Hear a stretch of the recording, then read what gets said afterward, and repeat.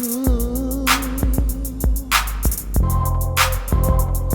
yeah, shame-free life. Hey, blessings to your family. This is Ronald Zion.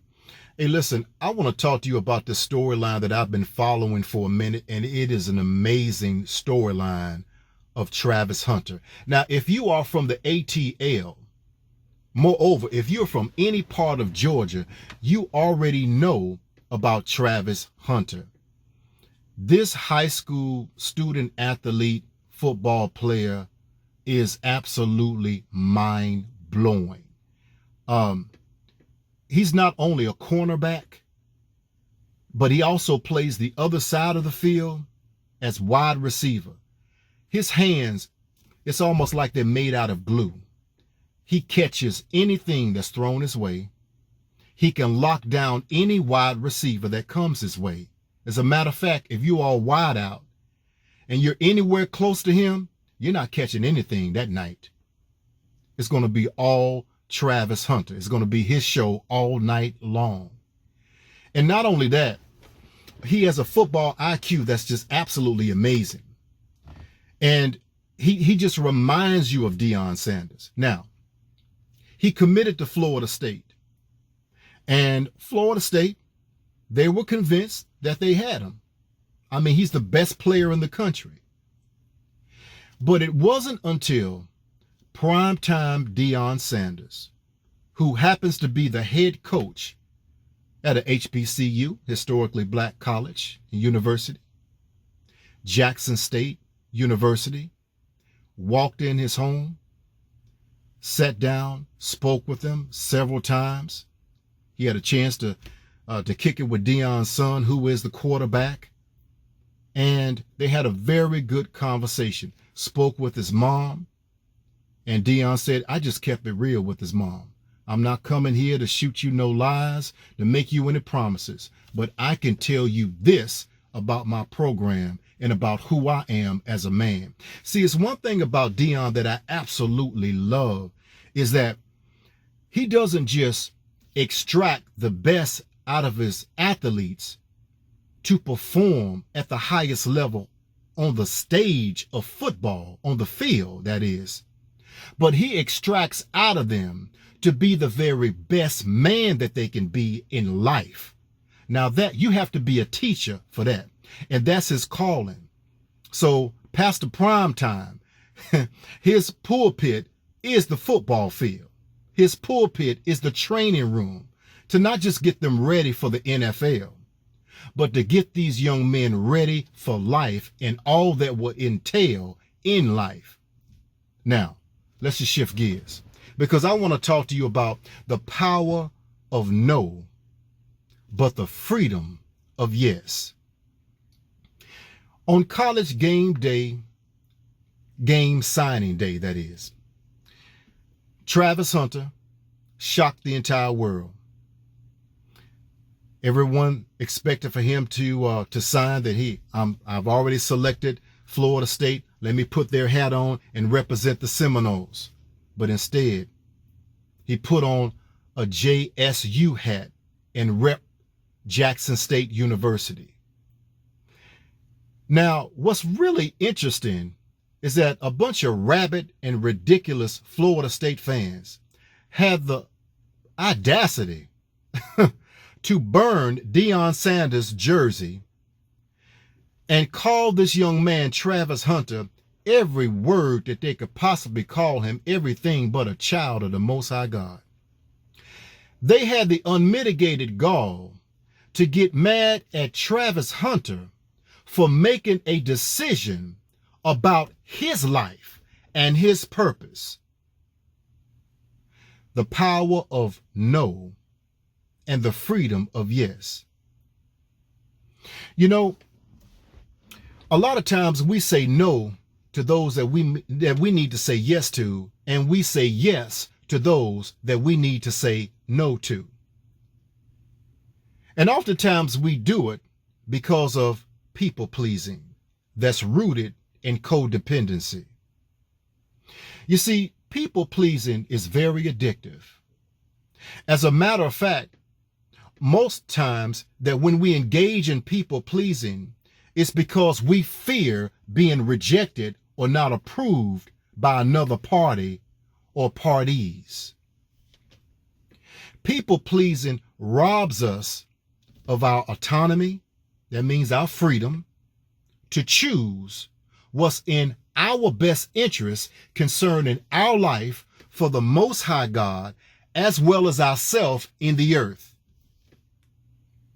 It robs us of so much identity because now we're taking on an identity that's not ours. So it's almost like, you have a fake ID. Like back in the day, you want to get up in the club. I know my man over here, he can make you a fake ID real quick so you can get in tonight.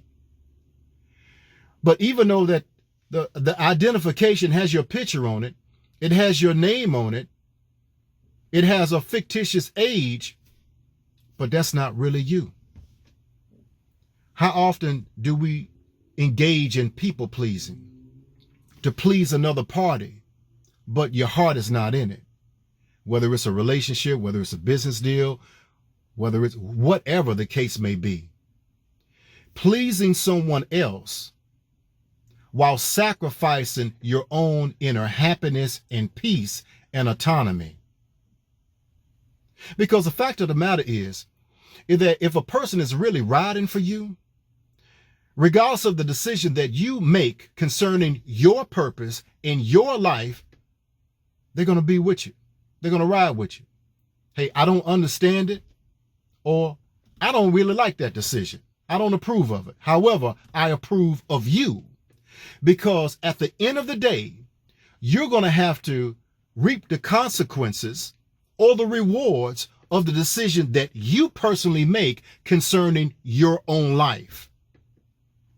So when we engage in people pleasing, it robs us of so much. And we become resentful. Again, hate that I made that decision. Because oftentimes we made the decision or make the decision based on someone else's approval, based on someone else's validation and acceptance, which is not genuine at all. Because if a person's with you in season, out of season, ride or die, regardless of your decision, they're with you, ride or die. The power of no and the freedom of yes. There is a power in saying, nope, not going to do it. No, I'm sorry. I can't help you. No, that's not in my best interest. No, that has absolutely nothing to do with my earthly purpose for my Heavenly Father. No, I'm not going to do it because that's symbolic of who I used to be in the rearview mirror of my life. But I have changed since then. And what you're asking me to do, what you're trying to influence me to do, will resurrect that Jason that I'm still trying to kill in my past, because I'm moving forward in my present and in my future. And there's such a freedom in saying yes. Yes to the things that aid to your own human growth and development. Yes to the things that stimulate you spiritually. Yes to the things that make sense to you financially. Yes to the things that can only help you from a mental standpoint and also embellish you from an emotional standpoint. So, in order to walk in the power, oftentimes you got to reclaim the power. And that power can be in saying no. And the freedom in saying yes. Because at the end of the day, as I always say, that your life begins when you say so. Until next time, peace and blessings to you. I'm out.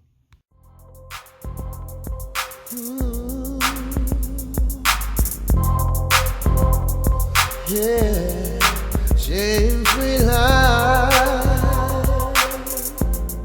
shame-free life, shame-free life.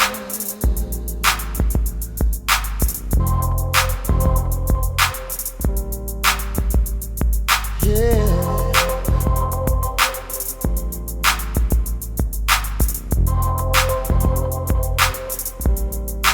Shame-free life. Shame-free life. Shame-free life.